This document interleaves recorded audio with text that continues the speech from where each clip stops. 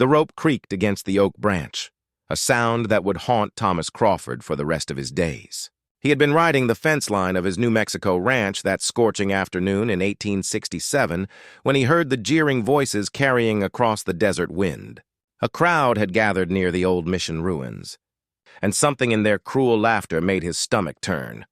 Thomas urged his horse forward, his weathered hand instinctively moving to the rifle at his saddle. As he drew closer, he saw them, a dozen men from town, faces twisted with hatred and liquor, surrounding a young Apache girl who couldn't have been more than 14 years old. Her hands were bound, and someone had already thrown the noose around her slender neck. Her dark eyes, fierce despite the terror that must have been coursing through her veins, scanned the horizon as if looking for a miracle that would never come. The men turned as Thomas approached, their expressions shifting from bloodlust to defensive anger. He recognized most of them, shopkeepers and ranch hands, men who had lost family and friends in the endless conflicts that plagued the territory. Sam Morrison, whose brother had been killed in an Apache raid just 2 months prior, held the other end of the rope. Thomas dismounted slowly, his blue eyes never leaving the girl's face. She was small and thin, her calico dress torn and dusty, but something in her bearing spoke of a dignity that transcended her desperate circumstances. A thin line of blood traced down her temple where someone had struck her. "This ain't your concern, Crawford," Sam growled, his knuckles white around the rope. "She's Apache. Her people killed my brother, burned the Henderson place, stole cattle from half the ranches in the valley. It's time for justice." Thomas had heard this speech before, had felt the same rage burning in his own chest when his wife Mary and their infant son had died of fever 5 years ago. Partially because the doctor couldn't reach them in time, delayed by reports of Apache warriors in the area. He knew the bitter taste of loss, the desperate need to make someone pay for the unfairness of it all. But he also knew that the girl standing before them, trembling despite her brave facade, was not the architect of anyone's suffering. She was a child, caught in a war she didn't start. "Justice?" Thomas said quietly, his voice carrying the authority of a man who had served as a Union officer during the war. "This is murder, Sam. She's just a girl. Whatever her people have done, she hasn't got blood on her hands. Look at her. She's terrified."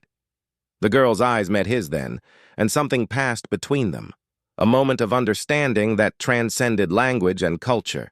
She didn't plead or cry. She simply watched him with an intensity that seemed to pierce through to his soul, as if measuring whether he was truly different from the others or just another white man with pretty words and an ugly heart. "Her people don't show mercy," another man shouted. "Why should we?" Thomas stepped closer to Sam, his hand resting on his pistol. "Because we're supposed to be better. Because this is still a nation of laws, even out here. Because if we become the monsters we're fighting, we've already lost everything worth saving." He paused, letting his words sink in. "And because I won't let you do this." "Cut her down!" The tension stretched like the rope in Sam's hands. For a long moment, Thomas thought it might come to bloodshed. Then Sam's shoulders sagged, the fight draining out of him as grief overtook rage. He dropped the rope and turned away. And slowly, reluctantly, the other men dispersed, muttering curses and threats, but ultimately unwilling to challenge Thomas Crawford, a man respected throughout the territory despite his unpopular sympathies. Thomas approached the girl carefully, as he would a wild horse, and gently removed the noose from her neck. She flinched at his touch but didn't pull away. Using his knife, he cut through the leather bindings at her wrists. The moment she was free, she bolted, running with the speed of a deer toward the desert scrubland. Thomas watched her go, a small figure against the vast landscape, and wondered if he had just saved a life or merely delayed an inevitable tragedy. He didn't know her name. He never expected to see her again. But 20 years have a way of weaving destinies together in patterns no one can predict. The years passed like water through his fingers. Thomas's ranch grew modestly successful. He hired good men, treated them fairly, and stayed out of the worst of the Indian conflicts that continued to ravage the territory. He remained unmarried, finding companionship in his work and solace in the harsh beauty of the land. The memory of the Apache girl faded but never quite disappeared, surfacing in quiet moments like a half-remembered dream. By 1887, Thomas was 52 years old, his hair more silver than brown, his face carved by sun and experience. The Apache Wars had largely ended. Geronimo had surrendered the year before, and most of the tribes had been forced onto reservations. The wild days of the territory were giving way to something more civilized, though Thomas wasn't entirely sure civilization was an improvement. It was late autumn when the riders came. Thomas was repairing a section of fence when he noticed the dust cloud approaching from the east. His hand moved instinctively toward his rifle, then relaxed as he recognized the blue uniforms. A cavalry patrol, perhaps a dozen soldiers, with a scout riding at the front. But as they drew nearer, Thomas realized something was different. The scout wasn't a man at all. She sat her horse with the easy grace of someone born to the saddle, dressed in a mixture of traditional Apache clothing and practical frontier wear. Her long black hair was bound with a red cloth, and a repeating rifle rested across her saddle. Even from a distance, there was something familiar about the way she held herself. That same dignity he had seen 2 decades ago in a terrified girl with a rope around her neck. The patrol stopped at his fence line, and the officer, a young lieutenant with an earnest face, called out a greeting. "Mr. Crawford? We're looking for Thomas Crawford." Thomas walked forward, squinting against the afternoon sun. "That's me. What can I do for the Army?" The woman dismounted with fluid grace and approached. She was in her mid-30s now, her face marked by the passage of time but still holding that fierce beauty he remembered. When she spoke, her English was perfect, with only the slightest accent. "You don't remember me, do you?" Thomas stared at her, his mind racing back through the years. Then recognition hit him like a physical blow. The eyes. Those same dark eyes that had measured his soul in a moment of desperate judgment. "The girl," he whispered. "The oak tree. 20 years ago?" She smiled then, a real smile that transformed her entire face. "My name is Datesta.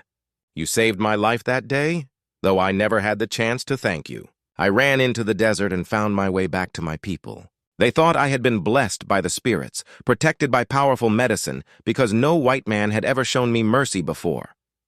The lieutenant cleared his throat. "Miss Datesta has been working as a scout and interpreter for the Army for the past 8 years. She's been invaluable in helping us negotiate peace with the remaining Apache bands. She saved more lives, both white and Apache, than I can count. When she heard we were passing through this area and mentioned your name, she insisted we make this detour." Dateste stepped closer, and Thomas saw the depth of experience in her eyes, the pain and wisdom of someone who had walked between 2 worlds. "I learned something that day you saved me, Mr. Crawford. I learned that kindness can exist even in the darkest times, that one person's choice to show mercy can change everything. When I returned to my people, I carried that lesson with me. And when the wars grew worse and I saw my people suffering, dying, trapped between pride and extinction, I remembered you." She paused, her voice thick with emotion. "I became a scout not to betray my people, but to save them. To help them find a way to survive in a world that had changed forever. I thought if one white man could choose mercy over vengeance, perhaps peace was possible. Perhaps there was a path forward that didn't end in annihilation for my people." Tears glistened in her eyes. "You gave me hope when I had none, and I've spent 20 years trying to pass that gift forward." Thomas felt his own throat tighten. He had lived for 2 decades thinking he had made a small, insignificant choice to spare one life. He had never imagined that single act of conscience could ripple outward, touching hundreds of lives, helping to bridge the chasm between 2 cultures locked in mutual destruction. "I don't know what to say," he managed. "I just did what seemed right." "That's what makes it matter," Dateste replied. "You didn't do it for glory or reward. You did it because in that moment you chose to see me as a person, not an enemy. That's the hardest thing, the most important thing, and the thing most people never learn." She reached out and took his weathered hand in both of hers. "I brought the lieutenant and his men here not just to thank you, but to tell you that your kindness didn't die in the desert that day. It lived on, it grew. It helped end a war," the lieutenant nodded. "She's being modest." Miss Dateste was instrumental in convincing several chiefs to negotiate rather than fight to the death. Her efforts saved countless lives on both sides. The Army has formally recognized her contributions, and she's being awarded a commendation. She wanted you to know that none of it would have been possible without what you did for her." Thomas looked at this remarkable woman who had transformed a moment of mercy into a lifetime of healing. He thought about all the years he had lived quietly, wondering if any of his choices truly mattered, if one person could make a difference in a world so full of hatred and violence. Now he had his answer. "Thank you for coming back," he said simply. "Thank you for becoming who you are. Thank you for showing me that the best parts of ourselves, the moments when we choose compassion over cruelty, they do matter. They echo forward in ways we can't imagine." D'Ateste smiled, released his hand, and prepared to mount her horse. Before she did, she turned back one final time. "I have a daughter now. I've told her the story of the rancher who cut me down from the hanging tree. I've taught her that the measure of a person isn't their tribe or the color of their skin, but the choices they make when it would be easier to choose hate. She'll tell her children, and they'll tell theirs. Your mercy will outlive us all, Mr. Crawford. That's the real power of kindness. It never truly dies." As the patrol rode away, Thomas stood at his fence line, watching until they disappeared into the golden afternoon light. The desert wind whispered through the grass, carrying with it the voices of the past and the promise of a future shaped by small acts of courage. He thought about that terrified girl with a rope around her neck and the powerful woman she had become. He thought about all the lives touched, all the deaths prevented, all the healing that had flowed from one moment of choosing mercy. The sun was setting now, painting the sky in shades of orange and purple, and Thomas Crawford understood something he had never quite grasped before. We are all connected, our actions rippling outward in ways we cannot predict or control. Every choice to show kindness, every moment we choose to see the humanity in another person, every time we extend mercy when vengeance would be easier, we are planting seeds whose harvest we may never see. But those seeds grow nonetheless, spreading compassion like wildflowers across a landscape desperate for beauty.